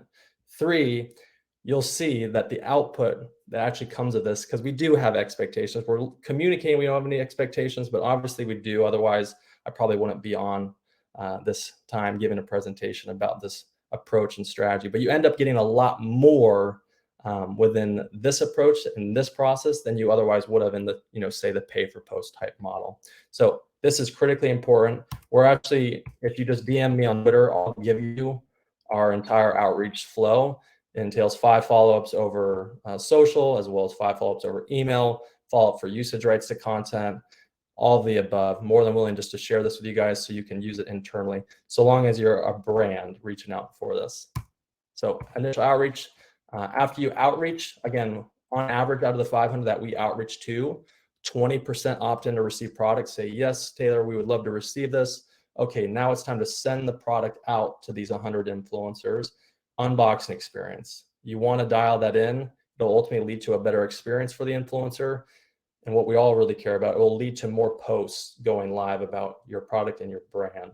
So unboxing experience, the partner we use for this is Packlane. They do a phenomenal job, create beautiful experiences, and they're timely. And then we use the seeding app on Shopify to get our orders out at mass scale. Zeroes it out, handles all the financials behind things. It makes this really efficient and easy. It's called the seeding app on Shopify. Mighty Scout, I love this tool. It's incredible. Some of you might have heard of Archive. It's very similar. This is a tool that allows basically out of the 100 influencers that send product to, on average, 30 of them end up posting 2 to 3 pieces of content each. We don't know when they're going to post because we're not contractualizing them to do so. Again, they're posting all of this for free of their own free will because we started the relationship in the right way and they just genuinely love your product. So Mighty Scout is a social listening tool that collects all that content in real time where we can download it from that platform and then just have it right there and then. And then we reformat it. We take that content out. We repurpose it into ad creative and repurpose it into paid media. You definitely, the 30 influencers posting 60 to 90 assets is great. That mass organic distribution for the cost of sending out 100 products, awesome, amazing. You want to extract all the value out of this content by repurposing it into paid media. So Facebook ads, TikTok ads, all the above. Wherever you repurpose it truly, do so. And then in addition, you want to use Adobe Premiere or some sort of editing tool to do a ton of different iterations on this content, cut it up with different 3-second starting timestamps, throw a graphic overlay on it. Again, just get the most out of this creative by testing a ton of different iterations of it and repurposing it into paid media. So again, just to recap the process, and you're going to get this presentation. So I know we flew through it, but it will list out every tool that you need to make this a success. Out of 500 influencers that we outreach to, 100 opt in to receive products. So 20% of total outreach, scale it up, scale it down internally, however you like. Out of the 100, on average, every 100 that we send product to, 30 will post, on average 2 to 3 times each. And then that's it, that's all. If you want to reach out to me via DM over Twitter, more than happy to share with you our entire outreach flow that we communicate with influencers with. Okay. How'd I do? How was my time? You crushed it. You crushed it. At Clock this point, it. like our timing is all just kind of, time is a social construct at this point. But oh look, Mr. Sharma's here. Lovely to see you, Mr. Sharmy. Jackson had a quick question for you. He said Please. to repurpose that ad content, do you have to get influencer approval or some type of legal agreement? How does that work? Yeah, of course. And that's going to be a part of the communication flow that we'll happily provide you with. But yeah, as soon as they post, we send them a message. Hey, Alexa, so glad you love the product so much so you're willing to share this content with your audience. Hey, we'd love to be able to share this content with our audiences as well. Can we have the rights to do so for 30 days to repurpose it into Facebook ads, TikTok ads, so on and so forth. And a majority of the influencers that we're outreaching to have between 10K and 150K of followers. So more so micro influencers don't have the agents, managers in their ears. 90% of people grant that usage rights free of cost. Micro influencers, and you started the relationship in the right way. So we can theorize why it is, but yes, the usage rights will be in there in the communication flow if you want to reach out. Incredible. Awesome. Okay, great. Well, I popped it in the chat. We'll also have it in the follow-up, but if you want to follow up with Taylor, we'll have his information there for you. Taylor, you rocked it. Amazing. I'm going to go ahead and bring up our next speaker, who is Madeleine Coyle. You may not have met Whym yet, but I will give her the opportunity to speak a bit about Whym and talk about zero first-party data, all that good stuff. Hi, thank you. Okay, let me see if I can share this. I might be having similar issues to what GINA did. Okay, so when you go under share, can you do Yeah, share? I was trying to share a window, but I'll just share it as a PDF. This should work. 1 second. Let me know if you need help. I can swoop in. All right, my 97 peeps in the chat. How we doing? We learning stuff? We feeling good? You're bearing with our tech issues, so we're very thankful for you for that. Yeah, thank you. I think a tech company could figure out this. Okay. Let me know if it's showing. I'm not seeing it yet. Oh dear. Okay. Okay. It's processing the media.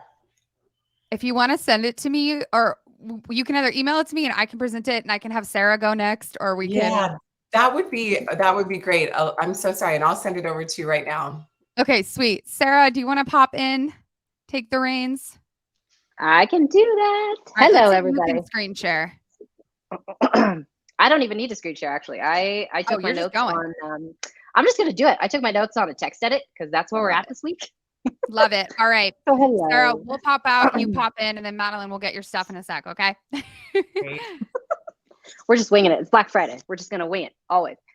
Okay. So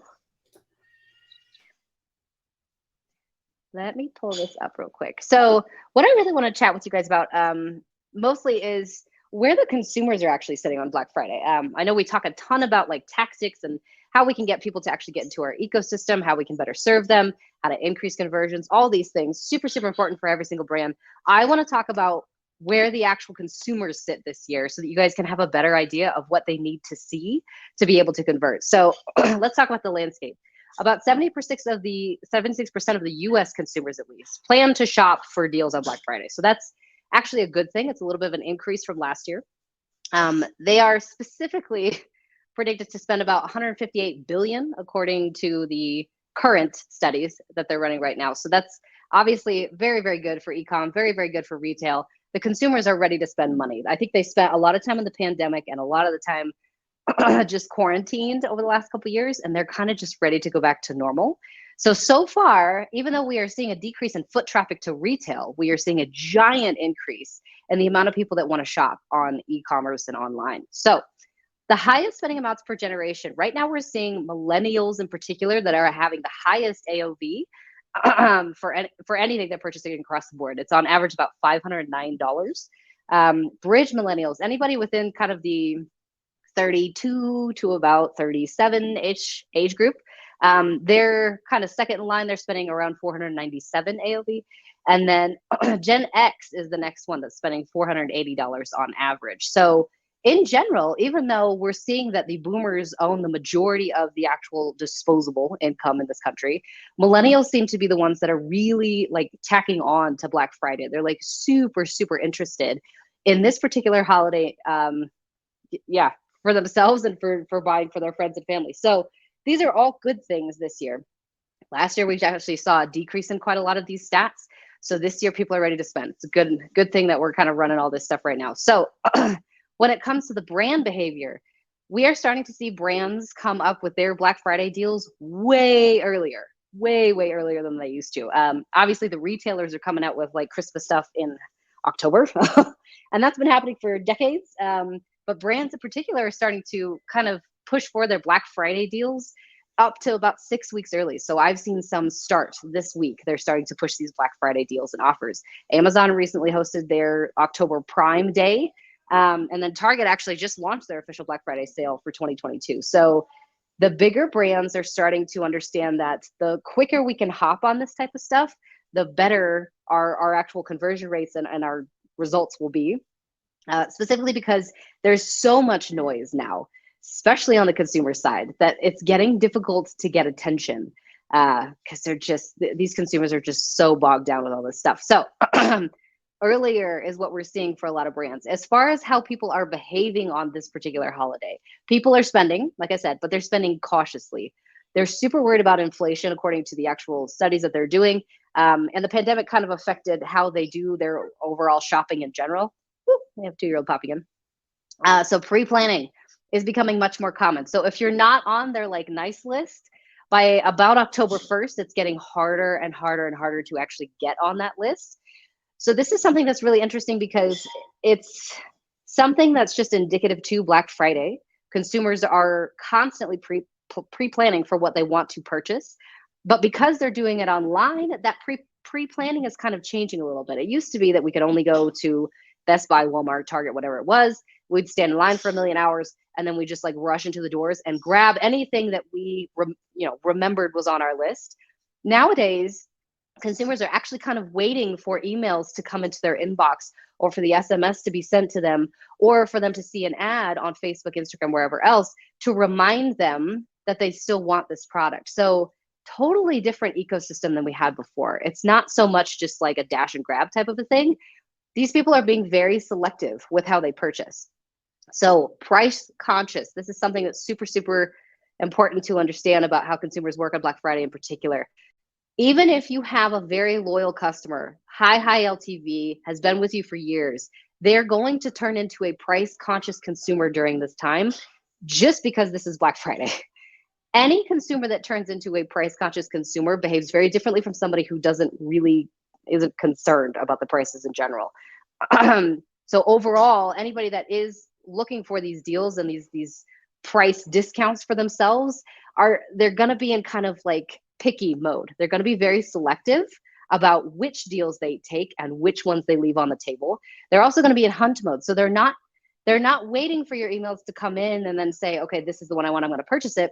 They may actually wait to see a couple days into the week, or especially into the first 2 weeks on Black Friday, to see what other deals come up, because they have a very limited amount of cash that they can spend on this particular holiday, and they already know what they want. So they're waiting to see, am I going to get a better deal if I'm patient? Very different behavior from them. They're also going to be much more volatile. They have been patient for so long, waiting for Black Friday, and so now they just want their rewards more than anything else.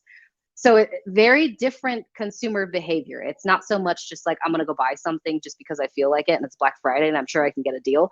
It's much more about like, I want this, this, and this, and I'm going to wait to see when the good deal comes in. So a couple different things I want to talk about. There's a couple different Black Friday offers that are generally well studied, and they seem to work well across the board. Obviously, discounts, super, super important. Anytime a discount that you run, though, I want you to be careful about how you frame it. So in general, sorry, I have poor little baby's not happy over here. In general, over $100 products, I want you to try $1 off amount. So that just comes from a whole lot of like pricing psychology. Humans have a really hard time doing the math in their heads. So if you have a higher priced product, it's very important to write down $1 off amount so that people can do the math quickly and decide whether that's a good deal for them. If your product is under $100, try a percentage off discount. This helps people because in general, anything under $100 seems to be a little less abrasive when it comes to like parting with their money. So trying that percentage off is going to be very helpful because they can make that mental shift really quickly. If it's $100, then 20% off, I can do that math super fast. If you were going, I'm gonna go through other offers here, but like if you're going specifically for a few different things, there's ways that you can actually build your offer to actually capitalize on the things you're going for. So if you're trying to increase conversion rates overall, try a minimum spend reward. So in particular, if you have a $100 cart, then you can offer something like free shipping, right? We're trying to get them to spend a specific amount with us just to increase those conversion rates. It's basically like an offer on top of an offer. Helps with these kind of like newer customers, anybody in the top of funnel acquisition. If you're selling like a $50 product, then you could try that 10% off discount, but give them something at the end of their journey to say, we appreciate that you're here. We're really trying to boost conversion rates. Like, here's something extra, like spend your money, spend your money. If you're trying to increase brand, free gifts do really well with this. Brand in particular, or like LTV, any of that, it's really important to kind of build that reciprocation. And this is something that comes from psychology as well, is when you're trying to get something from someone, you first have to give somebody something. So usually in general, free gifts are something that I think is really important to try and focus on. Especially when it comes to brand, because it's not something that's very difficult to give. It doesn't have to be big. It could be gift cards. It could be whatever you want to give them, obviously. But this increases basically your notoriety and your goodwill with these people, and that's super important when you're trying to increase brand. If you're trying to go for like AOV, bundles. I wish everybody would do bundles instead of like a site-wide off discount, specifically because it's just better for your margins in general, depending on the product you have. But it's also just better for the consumers because more to them, especially if it's more items in an actual like package, is perceived as a higher value. So no matter what, they're going to spend more based upon how many items are in your bundle and what's currently in that package. It also just kind of helps because if you have, three $20 products, you can then also discount the actual bundle package. So you can combine these offers on Black Friday to help create a little bit more push with your people.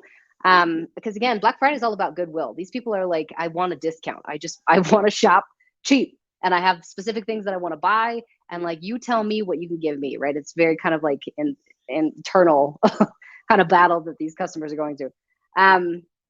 So before Black Friday, once you have all of your kind of offers set down on, this is what I want to focus on for Black Friday.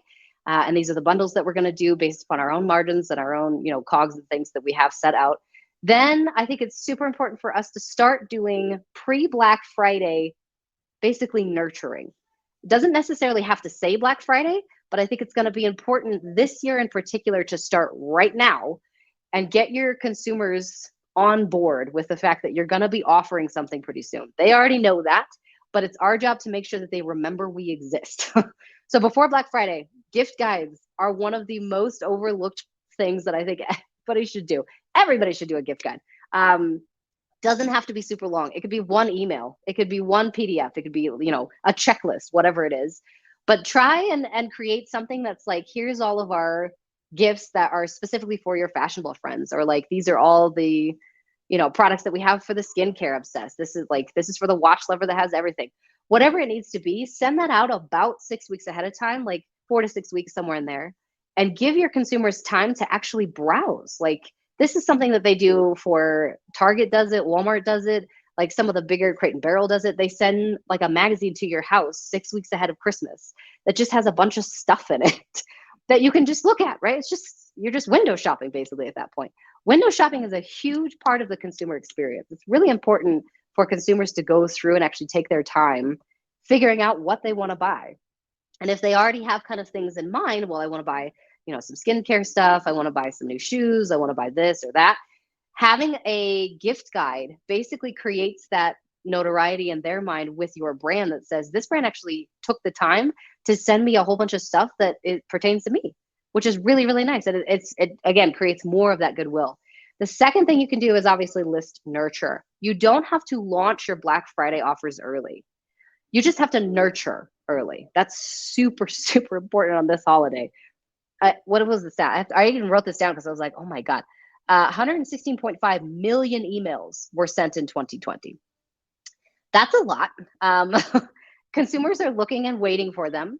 But if you have that many emails being sent out to the masses, even if somebody only has like 10 to 15 brands that they've subscribed to, that's a lot of information that they have to take in, read, process, understand it, and then decide whether this is an offer I want to partake in.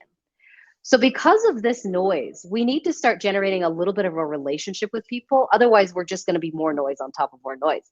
So for the emails, generate that goodwill. Say something like, we're making something super nice for you. We want to bundle our packages together. Or an even better idea, A/B test your offer before Black Friday. So send out an email that says, do you want this or do you want this? Which is your favorite? Black or blue? Which is your favorite? These shoes or these shoes? Which one would you buy on Black Friday? This or this? It sounds like weird to be asking your consumers what they would like, but this is one of the easiest ways to basically conduct a survey that will help you understand what they actually want to buy on Black Friday. It doesn't take a whole lot. It's very simple, very cheap, but it will help you a ton in generating your offer, because then you can compare what the consumers want to what our actual like financial state is on the brand side. This is what our margins are. This is what our products are. Like, we can actually combine the two and come up with an offer that's going to hit way, way, way better. So now we're going to go into creative strategy super quick. When drafting your ads, please make sure that you're like building momentum as you go through the week, especially if you're starting early. Start with that opener of like, here's an ad. Are you ready? Black Friday is coming. Let's generate some hype. Then move into your offers of like, this is it. Like, this is what we're offering for Black Friday. We're super excited. Here it is. Take the offer. Then move into kind of like social proof. People are loving our Black Friday deal. Here's what we got on the table. Like, here's how many people have purchased already. And then we're going to start to wind down towards like Cyber Monday, basically, with a little bit of urgency. This was so popular, we're running out. We don't have very many left. We're low on stock, that type of thing. Then you can give the ultimatum wherever you are in that week. So it's now or never. Like, you got to purchase from us. This also coincides with your email. Start slow, ramp up, and then give them an ultimatum where they have to purchase no matter what. Otherwise, they're going to miss out on the entire thing. Last couple things. Best practices for customers. Please, please, please remember that these customers are overstimulated with offers during this time. There's like thousands of emails they're getting, like ads, clickbait, all over the place. Like, we need to treat our customers with a little bit of dignity and kindness right now, because we want them to purchase as much as we possibly can from us, but they are already just completely overwhelmed and overstimulated. So try really hard to build that relationship now, 6 weeks before, so you don't have to work as hard and spend astronomical amounts of money to try and get these people in the door. And then let's all remember together, this is just one holiday. One holiday of the year. It's a very large one. It's very important for a lot of brands, but it's not the only place that your consumers are going to see you. So how you act on Black Friday will tell them something about how your brand acts throughout the year. So we have to remember that this translates to Christmas, to New Year's, to 2023. This is the time that we actually spend a little bit of money to make some money, but to also get people in the door and start generating good relationships with our customers. So that's what I have for you guys today. Any questions? Dang, girl. No slides, just riffed it off from the notes pad on the computer. We love it. Crushed it. I don't think we have a specific question in the chat unless I missed it. But that was amazing. And as I mentioned before, y'all who are listening, if you guys do have follow-up questions, you're more than welcome to hit up Sarah on Twitter. I popped her handle there in the chat for you. We'll also be sending some follow-up stuff after the webinar. We have one more talk left for us. But after the webinar, we'll be sending a follow-up recording. So if you want to go back and like play that on 0.5 speed and absorb a little bit slower, you are welcome to do that. But Sarah, amazing. Thank you so much. You Thank crushed you guys. it. And last but not least, we have Miss Coyle. Let's bring you back. Hi, all. Thank you. Thank you, Alexa, for driving this. I appreciate it. You are totally fine. Let me share my screen, Great. You'll and make it then look you can flawless. just direct me around. Tell me what to do. Pop on to page 2. Amazing. So, Easy. hi, everyone. I guess I am last. This has been incredible so far. Thank you, Alexa and Triple Whale. My name is Madeline Coyle. I work for a tech company, although I was having tech issues. And I'm the head of sales here at Whym. So Whym makes commerce effortless by really helping brands to capture intent to buy and gives the brands the ability to close sales really wherever they meet their customers. So I actually think there was a reason that Sarah went first right before me, because I'm going to touch on a lot of things that she had said as well. So today I'm really just going to focus and talk about how you can capture shopper intent and first party data ahead of Black Friday, so you, the brand, can set yourself up really for the rest of the year. So we talk about this often at Whym, that every merchant has a very complex puzzle that they're continuously trying to piece together, right? So the first piece, which is massive, of course, is your ad platform. So it does the work, of course, to drive shoppers to your site. It ropes them in with your amazing products. And for massive events like Black Friday, it works really to communicate all of those unbeatable sales. So the final piece to your puzzle, of course, is your checkout experience. You want that working and want it working well. And how many sales your brand really is making during that time or throughout the year. But oftentimes we see that there is this massive missing piece to your puzzle. And that piece sits really somewhere in the middle of your ad platform and your checkout experience. And that piece is called intent.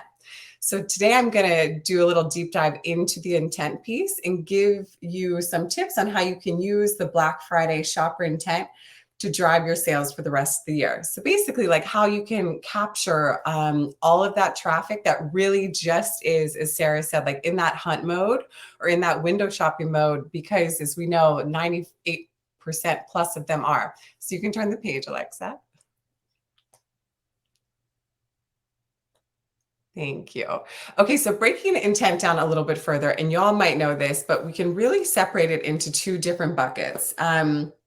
One is predictive intent, and the other is deterministic intent. So predictive intent is what shoppers are already used to, right? It's that passive behavior that is collected every time a customer checks out your site. It's things like visits, views, clicks, swipe ups, referrals. I could definitely keep going, but you probably get the gist and we don't have much time.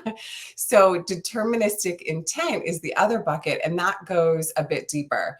So deterministic intent is made up of behaviors that shoppers use when they're truly like considering making a purchase. So it's things like purposely abandoning a shopping cart, maybe sharing a product page with a friend, or I bet if I polled most people on here, taking a screenshot on their phone, thinking that they're going to remember that product, or entering their phone number for a coupon. All right, so now that we have those 2 little buckets covered, let's talk about really what you can do with it. You can turn the page, Alexa. Thank you. So most brands are totally comfortable with predictive intent. So I'd really like to focus on deterministic intent and how you can capture it and use it to your advantage. Okay, so let's play a fun little game. It's almost Friday, called Let's Pretend We Are Shopping. I would actually rather be shopping, but humor me. We can all pretend. Okay, so let's put ourselves in the shoes of a shopper. It's actually a shoe that I'm in often because I'm obsessed with online shopping. The UPS man and the FedEx lady actually know me by first name. My husband is mortified, but I digress. So imagine that you're a shopper and you see an ad for a really cool, unique pair of headphones, right, during Black Friday. And it's not Beats, it's some other cool brand that you're just discovering. So you're super interested, right? You spend time on the product page. You might add it to your cart. You could send it to a friend or even take a screenshot. But ultimately, you're totally just in browse mode or you're window shopping because there's so much going on online that you just don't purchase the headphones that day. But days later, if you're like me, you think about it a lot, you marinate on the decision, you convince yourself that you deserve the headphones, even if you've already spent your budget because you're awesome, but you literally cannot remember the actions that you took to save the headphones. You're like, oh my gosh, my screenshot is lost somewhere amongst, pictures of your dog, if you're a cat person, of your cat. Or if you're like me who has a newborn baby, I actually had to up my storage on my phone because I have so many videos. So there is no way I'm going to find the screenshot of those headphones, right? So as a brand, it's super crucial for you to have a structure in place. So not only can you help your shoppers really keep track of your products, but you can also give access to better indicators of strong intent, right? Like of their deterministic intent. So when you see how many times a particular shopper visits a particular product page or saves an item or sends it to a friend, a whole new world of marketing and retargeting and re-engagement opens up. So you're then able to personalize ads. You're able to send specific reminders about products. You can create compelling events by offering a promotion, or even a really cool way is you can plan your inventory for the rest of the year based upon maybe demand you're seeing for new or existing products. So you can turn the page, Alexa. Thank you. You're like my Vanna White. So the key to a successful Black Friday is really something that extends well beyond the holiday season, is really creating that plan B. So think of it like creating a personal assistant, right? So while many shoppers dive into Black Friday with the intent to spend, not all of them are going to spend because they're so stimulated. As Sarah said, there's so many emails coming on. There's so much going on that you, being a really smart brand, need to offer up a plan B for shoppers who really aren't ready to purchase right away. So at our company, Whym, there's many plan Bs out there, but we're a great example of a plan B. We are like an intent to buy aggregator that works really hard on behalf of you, the seller, works on behalf of your ads, your ad platforms, to collect both predictive and deterministic intent from your shoppers. And this really allows you to then capitalize on intent year round. So again, think of it like a personal assistant to help your shoppers remember the items they love. So Alexa, you can turn the page again. One way to do this is through our product, Text Me This Item. It is as wonderful and simple as it sounds. Text me this item, but I'm going to call it TMTI because that's a mouthful and I don't have much time to just be spelling that out. So shoppers literally go to the product pages. They find products that they're interested in, but they're not quite ready to buy because they're in browse mode, and they text themselves the item. And this immediately becomes a warm lead for you. And with TMTI, you can then use that first party data to remind shoppers of those items that they loved enough to save, right? So then you can fine tune your messaging. And so every text you use to reach back out is intentional and it's super unique. And this lets shoppers, we always joke about it, like ditch the graveyard of forgotten screenshots where wish lists literally go to die. And then you have all this access to this juicy deterministic intent that you wouldn't otherwise see. So I have a little example on the next page, Alexa. And one of our clients, Banks Journal, they're a super hip LA clothing brand. They do a really great job of how to capture and then convert intent, which is what it's all about. We want to increase conversions, right? So they give their shoppers the ability to text themselves items, and then they basically have this access to this very specific, valuable first-party data that's linked to a specific product that the shopper wanted. They then use this intent to create like these FOMO moments, which is a mouthful to say, to create FOMO moments by sending those shoppers texts when an item is almost sold out. So it's super simple. Like, I love an item, I'm not ready to buy, I text it to myself. Banks Journal has a wonderful cadence, follows up days later with amazing FOMO messaging saying like, hey, this is about to sell out. You really should jump on this opportunity. So, the big picture is you capture the shopper intent really early in the consideration phase. And this is your missing puzzle piece that's really going to bulk up all of your new shoppers and all of these folks who are going to eventually spend with you if they're not going to spend with you on Black Friday, and you're going to have that intent for the rest of the year. So just really encouraging everyone to be smart about it, set themselves up for success, and you will be successful well beyond Black Friday. So thank you so much. That is it. Incredible. Amazing. Crushed it. Love it. Okay, I'm going to stop sharing. Okay, well, thank you all so much. Thank you so much for your presentation. Oh, we have one quick question from John. How much has TMTI cannibalized the add to cart? That is a great question. That is something that we get asked a lot. It doesn't compete with add to cart. And although it's on the product page, we also have something that's going to be more of a roaming feature. But if you are coming in and you are going to add something to your cart and check out, that is one thing. But if you're not ready, it's not competing with it, right? Because as I had mentioned, 98% of folks are not ready. They are just in browse mode. So it's a perfect alternative to that when folks are not ready to buy. So great question. Awesome. All right. Well, thank you so much. And thank you to our wonderful people who hung with us. We literally accidentally went over by a half hour, but that's completely fine because I feel like there was nothing but pure heat dropped since 11 a.m. Central. So this was amazing. For those of you still with us, you might have seen my note in the chat. If you don't currently use Triple Whale, if you're new or considering it, for registrants and attendees of this webinar, we do have a promo offer for 30% off your first 3 months of Triple Whale if you sign up, I believe, by November 15th. So if you have any questions about that, feel free to email me, and I will also have that information for you in a follow-up email with our presenter slides and lots of good stuff. You'll also get a copy of the recording after we stop recording live. But overall, thank you guys so much. This has been totally incredible. I hope you all learned lots of amazing things. I wish you all a wonderful and delightful Q4 and Black Friday, Cyber Monday season. And I hope everybody gets some sleep this weekend. It's almost Friday. All right, team, we're out. Talk to y'all later. Bye.